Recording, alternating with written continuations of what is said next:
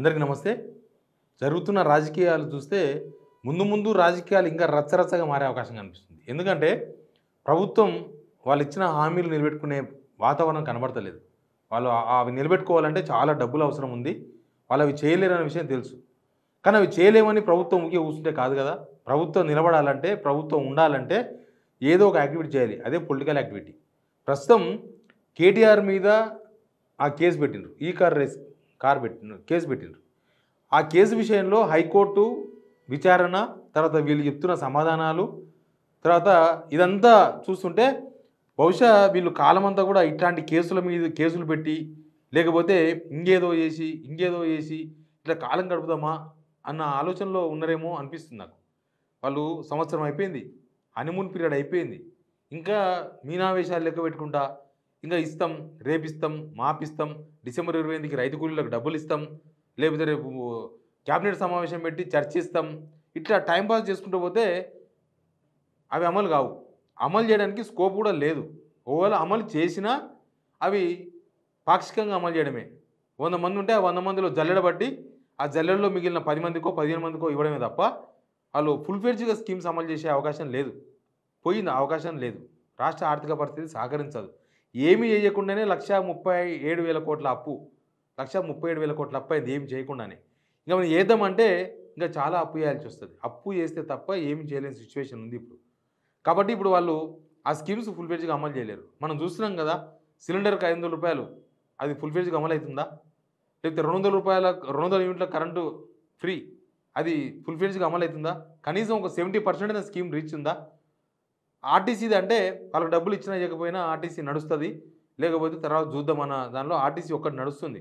ఇంకా మిగతా ఆటో డ్రైవర్లకు రూ. 12 ఏమైనా ఇచ్చిండ్రా? ఇట్లా ఏమీ కాలే. ఇవేమి ఇచ్చే పరిస్థితి లేదు కాబట్టి నెక్స్ట్ పొలిటికల్ యాక్టివిటీ మీద ప్రభుత్వం కాన్సన్ట్రేషన్ చేసింది. పొలిటికల్ యాక్టివిటీ అంటే కేటీఆర్ మీద కేసు మాత్రమే కాదు. ఇది ఒక్క కేసు కాదు. ఈ కేసు ఏ కేసు పెట్టినా నిలబడుతుందా, నిలబడదా తర్వాత విషయం. 99% కేసు నిలబడవు. 99% గట్టి ప్రూఫ్లు ఉన్న కేసులోనే చాలాసార్లు నిలబడవు. మన దానిలో కన్విక్షన్ రేట్ కూడా చూసాం. నిన్న మొన్న క్రైమ్ రేటు అట్లుంటుంది. ఓటుకున్నోటి కేసు తేలిందా ఇప్పటికీ? ఓటుకున్నోటి కేసు కూడా తేలలే. దానిలో పక్కా ప్రూఫ్లు, వీడియోలు, ఆడియోలు అన్నీ ఉన్నాయి. చంద్రబాబు నాయుడు ఆడియో కూడా చూసినాం, బ్రీఫ్డ్ మీ అని. కానీ చంద్రబాబు నాయుడు జైలుకు పోయిండా? పోలేదు.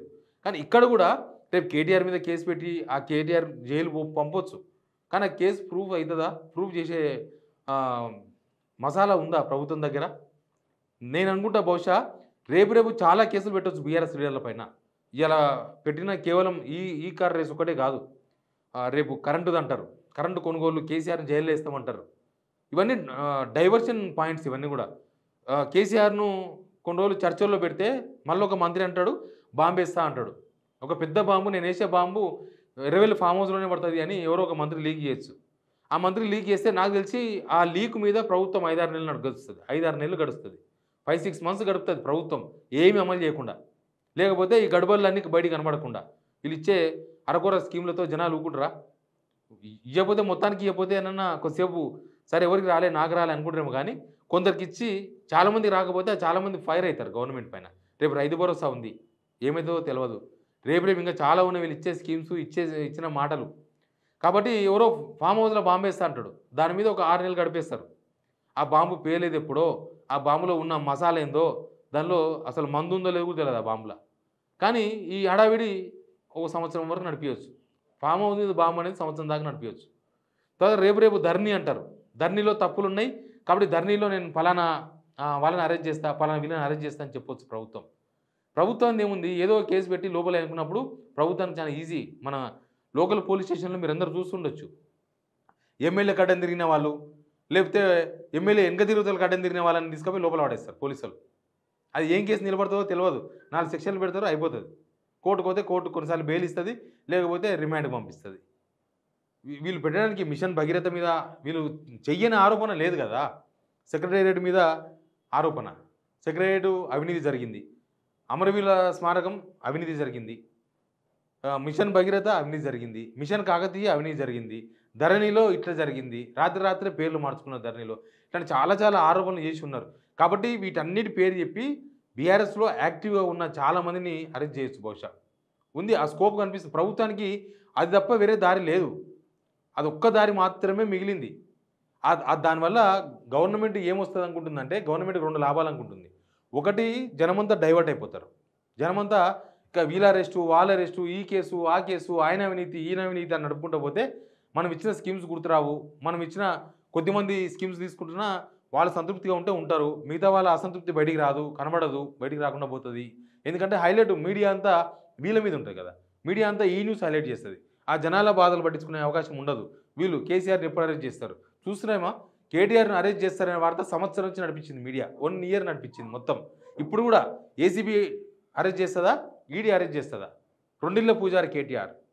కేటీఆర్‌ని అరెస్ట్ చేస్తే కోర్టుకే మీరు ఆధారాలు సమర్పించాలి. కానీ ఇట్లాంటి వార్తలతో నడిపిస్తున్నది మీడియా మొత్తం కూడా. కాబట్టి రేపు ఏమైనా జరగొచ్చు. ఏందంటే బీఆర్ఎస్‌ను వీక్ చేయడం ప్రధానమైన లక్ష్యం ఉండొచ్చు. బీఆర్ఎస్‌ను వీక్ చేస్తే కేటీఆర్ లాంటోళ్ళను లేకపోతే మిగతా వాళ్ళని కేసులు పెడితే మొత్తం బీఆర్ఎస్ అంతా వీక్ అయిపోతది. వాళ్ళు అడగరు. మొత్తంగా అడగరు. అడగకూడదు. ప్రతిపక్షం అడగకూడదు. గతంలో కేసీఆర్ ఉన్నప్పుడేమో కాంగ్రెస్‌ను వీక్ చేసిండు. అంతకుముందు టీడీపీని వీక్ చేసిండ్రు. వాళ్ళెవరు మాట్లాడొద్దు. నిజానికి కాంగ్రెస్ వాళ్ళని జైన్ చేసుకొని వీక్ చేసిండ్రు. ఇక్కడనేమో రేవంత్ రెడ్డికి జైన్ చేసుకునే స్కోప్ లేకుండా పోయింది. నిజానికి ఒకవేళ ఇంకొక 10, 15 మంది ఎమ్మెల్యేలు ఇంకా జాయిన్ అయితే నాకు తెలిసి ఇవన్నీ ఆగిపోతాయేమో. ఎందుకంటే వాళ్ళేం ప్రతిపక్షం కూడా వీక్ అయిపోతది. ప్రతిపక్షం వీక్ అయిపోతే గవర్నమెంట్ ఇంకా ఇష్టం ఉన్నట్టు పని చేయొచ్చు, ఇష్టం ఉన్నట్టు పని చేయకపోవచ్చు, ఇచ్చిన హామీలు అమలు చేయకపోవచ్చు. జనాలు ఎప్పుడో ఎలక్షన్స్ అప్పుడు చూసుకోవచ్చు జనాల సంగతి ఏందో. అప్పటిదాకా మీడియా కూడా ఏం మూలుగదు. కాబట్టి ఏం పని ఉండదు. మనం ఇచ్చిందే రాజ్యం, ఇయ్యకపోతే భోజ్యం అన్నట్టు ఉంటది. కాబట్టి బీఆర్ఎస్ వీక్ చేయడానికి ఇట్లాంటి చాలా కేసులు పెట్టే అవకాశాలు కనిపిస్తున్నాయి. వాళ్ళు స్కీమ్స్ అమలు చేసే అవకాశం లేదు కాబట్టి నెక్స్ట్ వాళ్ళకున్న అస్త్రం కేవలం బీఆర్ఎస్‌ను బలహీనపరచడమే.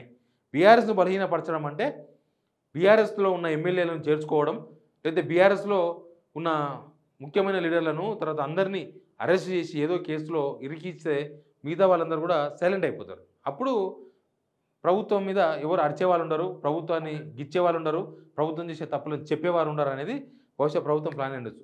బీఆర్ఎస్‌లో మాత్రం వీక్ చేయడానికి ఇవన్నీ చేస్తున్నట్టుగా కనిపిస్తుంది. ఈ కేసు నిలబడతావా, నిలబడవా అనేది తర్వాత ఎప్పుడో తేలుతది. 99% నిలబడమని నేనే చెప్తున్నా. కాబట్టి ముందు ఇంకా చాలా కేసులు బీఆర్ఎస్ లీడర్ల మీద ఫైల్ చేసే అవకాశం కనిపిస్తుంది. కానీ ప్రభుత్వానికి ఒకటి ఉండాలి. ఏదైనా కేసు ఫైల్ చేసినంటే జనం నమ్మేటట్లు ఉండాలి. సేమ్ టైం అది జనాలకు సంబంధించి అయి ఉండాలి. ఇంకొక మాట, మీరు ఆ కేసును ప్రూవ్ చేసేటట్లు ఉండాలి. ఇప్పుడు కేటీఆర్ కేసులో ఇప్పటిదాకా మీరేం చెప్పలేకపోతున్నారు.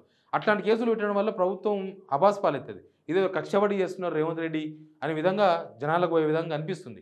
ఆల్రెడీ ఇదంతా కక్షపూరితంగానే చేస్తున్నారేమో అనే చర్చ జరుగుతుంది జనాల్లో. కాబట్టి ఈ రేపు నో స్కీమ్స్, ఓన్లీ కేసెస్ మాత్రమే మన తెలంగాణ కనిపించే అవకాశం చాలా క్లియర్‌గా కనబడుతుంది. Please subscribe signal TV.